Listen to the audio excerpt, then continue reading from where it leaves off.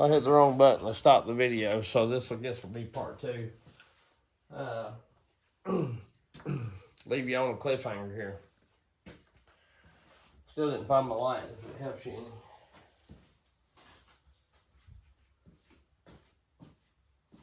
What the fuck? Hell, baby Billy. I'm there.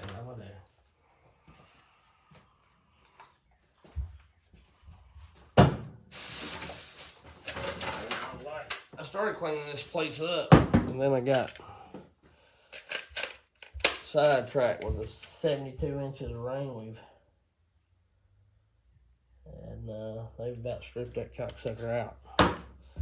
Excuse pardon my French there, Belvedere.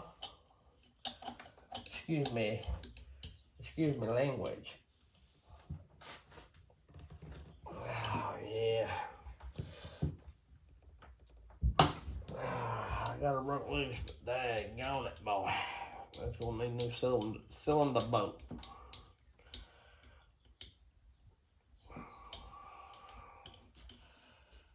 And excuse my French. My lights bulbs are about out down here. I gotta get me some more light bulbs. Just first one thing, the other I'm behind on. Got some trees to go bed. I've got some firewood that needs to be cut and split. Got a lot of stuff to do. And just not a whole lot of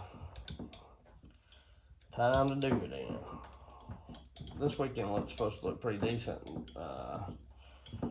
Last weekend, good lordy. And some through the week, the weekend before that, we've had tons of rain, so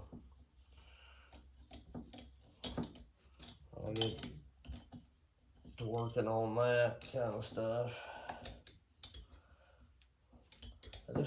And it may be like that 500i Aaron Lynch done. It may just have the ring stuck or something for some odd reason. I'd say it's ingested a lot of junk, but I just wanted to bring you along for the teardown of what some would consider this a high compression build.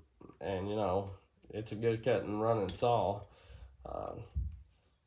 You know, that's the thing about it. You see a lot of people, and I'm not knocking it because I go off of it too, and it helps people gauge what they're doing, but you see a lot of horsepower or dyno results on chainsaws and people putting up, you know, horsepower numbers and all that, and I don't know what Aaron and Cajuns and them run as far as horsepower, or even some of Buxton's,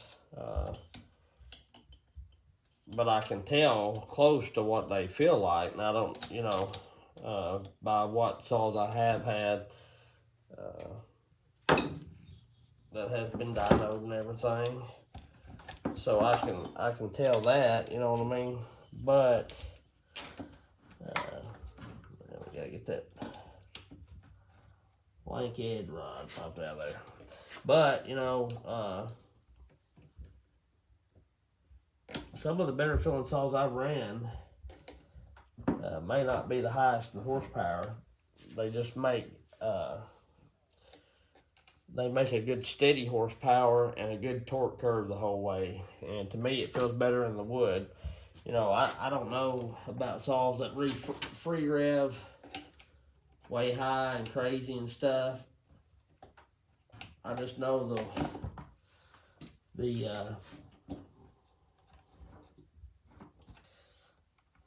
I just know the saws that I like to run and how they feel. You know, I like a saw that's lost that piece or got that piece off there last time. It took me forever to figure out how to do it. So, but it just is a better feel. That's just like that 309 machine 500i. And once again, I'm not claiming that it's a terrible saw, because it is great above stock, and it may be more horsepower or close to the same horsepower as Buxton's and Aaron A. Lynch's and people like that. Not saying that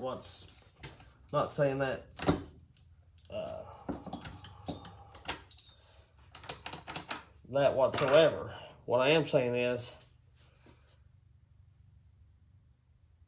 his is peaky. It runs really good, really strong if you're not leaning on it. So that tells me it makes the horsepower way up in the RPMs.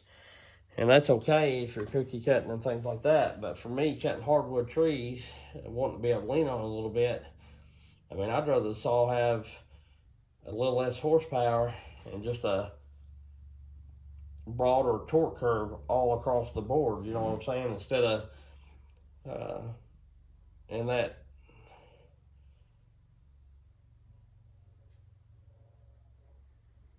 you know, I've had some other saws that's kind of like that too. They just feel, they zing way up there and they cut pretty decent. But, yeah, the ring stuck. On the, it did not mess the cylinder up none. But,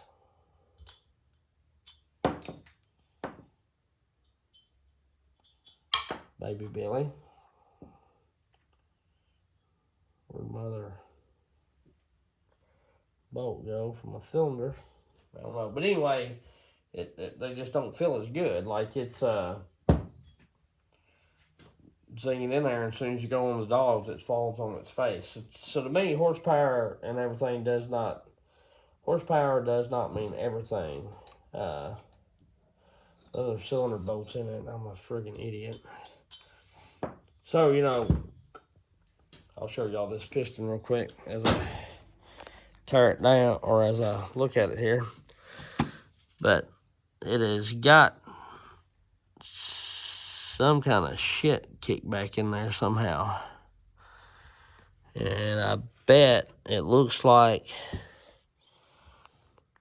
some of the exhaust. Yep. Some of the exhaust. Because that's the same kind of piece that come out of this right here. That's part of the gasket. But where that's cracked, where this is cracked right here, some of this inner shield was flaking off, see, just like this piece here. And there was a long piece, well, actually this is the long piece right here that come out of it. It probably come across from the top. So what it is, this shield has broke and sucked back in the cylinder. Now, I don't know if we've got any bottom end damage or not. I'll take this piston off and find out real quick. But if it was not for the exhaust, and you know, the exhaust cracking could been due to heat or whatever. But if you maintenance your saws and check them like a person should, and I'm not saying that I'm the best at it either, doing it, or that I keep a close eye on it as I should. But you can kind of suspect when a saw gets up into this age versus this age, and you use it every day, and you put, you know, you say they cut, you know, they don't cut every day of the year because of weather, but they don't have an off season. If it's dry or frozen in the wintertime, they're logging.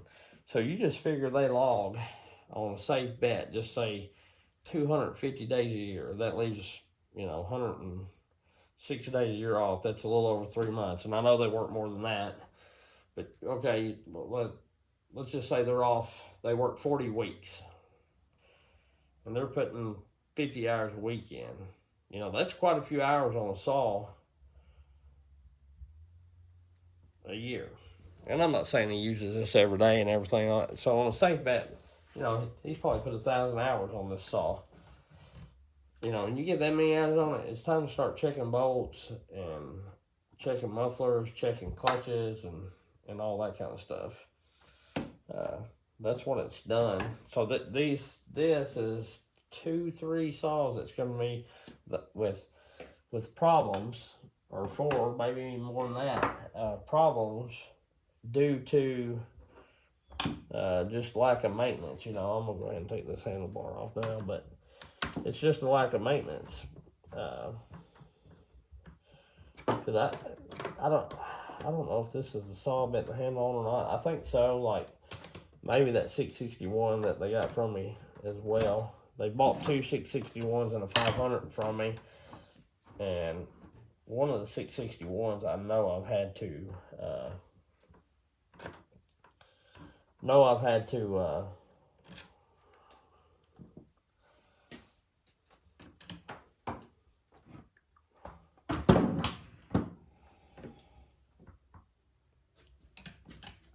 had bent the handles back from, of course, when you're cutting and you're in a hurry in a production setting, and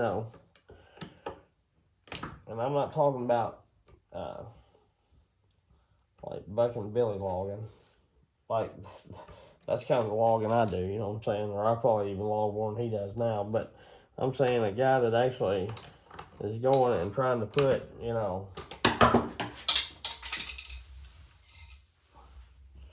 50, 100 trees on the ground a day, a lot of things get missed quite easily. Or not really. I'm not going to say they get missed, but, sometimes you don't take the extra step that you need to make sure you're sawing with your crush. And then just sometimes it's you or the saw, you know what I'm saying? Like, you take a chance, tree hangs the saw up, and then you gotta let it go. I mean, I've been in that shape, I don't even cut just all the time, so anyway, it's just a little billy on there. There we go. There we go, baby. Slide out of there for Papa, would you? Oh, you big beautiful booty up out of that bitch.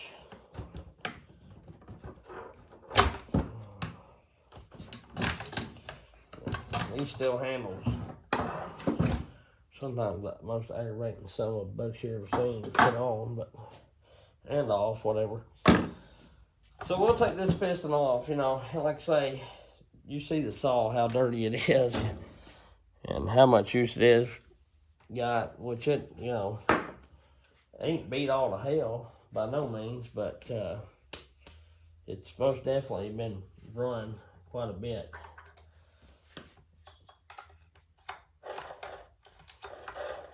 Yeah, that sounds pretty rough for bearing does.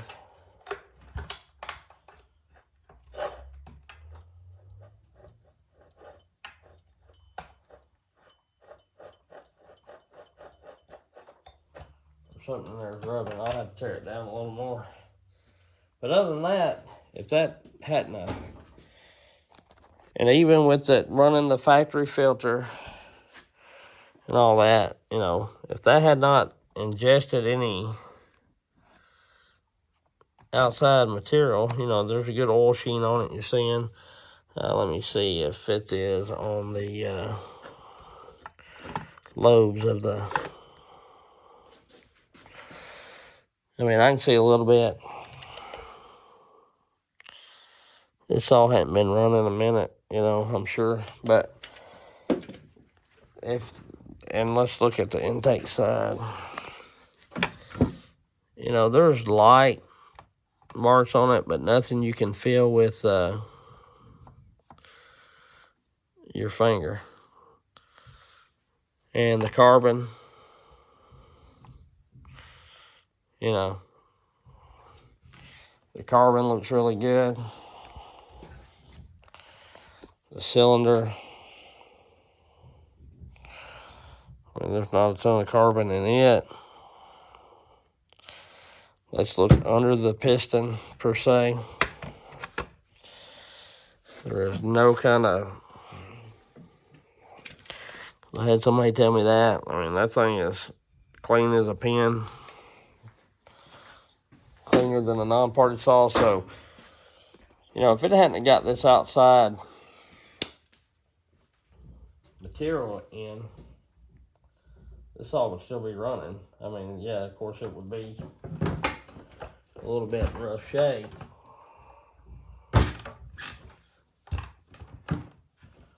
But it would.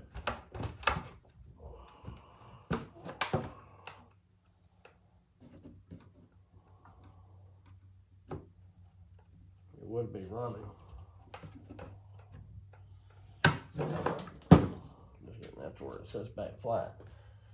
But yeah, it's dirty. It's got all kinds of metal in here, honestly. Or something. Well, that may be gunk where I put that sealant on it. Yeah. I put a little too much glue on her.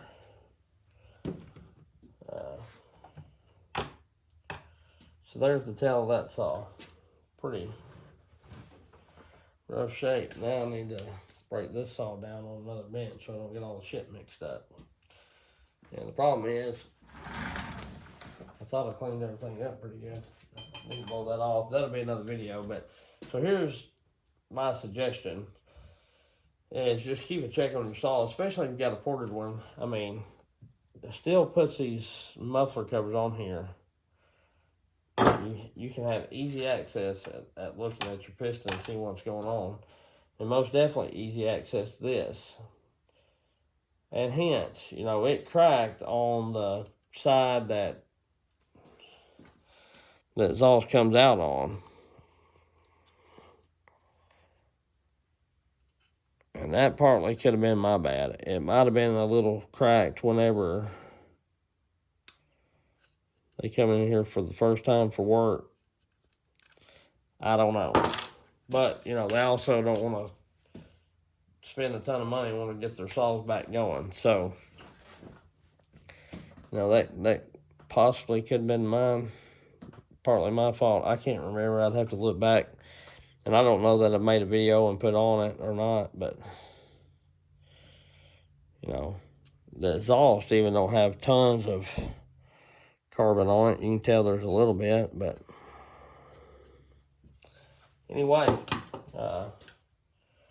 462, a pretty tough saw, in all honesty. This thing's caked up, dirty, and we'll get her cleaned out. And it may have to have bearings, so I don't know what they're going to want to do. If they're going to want to try to get it back running or what. So, anywho, I'll let y'all go, and probably going to get started on this 585, breaking it down. So when I pick that 592 up Monday, I can just set this down into the 592 chassis. I don't mind working on these saws or whatever, but I'm not like some guys. I don't just flat out enjoy it. I'd rather be running them, but for these guys, for some reason, they drive 2 hours to bring me their saws, and I don't know if it's because, you know, they have crappy dealers where they're at or what the deal is. But I will tell you this, the saw that 592 went to, it will not go back to that dealer. I will drive the extra 30 minutes to get it to the good dealer. Because I'm fairly certain if I'd had took it to them, because the dealer I took it to, they're a mower, saw shop, blah, blah, blah, blah, blah. Monroe Feed and Farm, they sell mowers and things, and I'm sure they work on them, but they're also a Stihl and Husky dealer, so they're big into chainsaws, you know. So anyway, we'll catch y'all later. I appreciate you. Thanks for watching.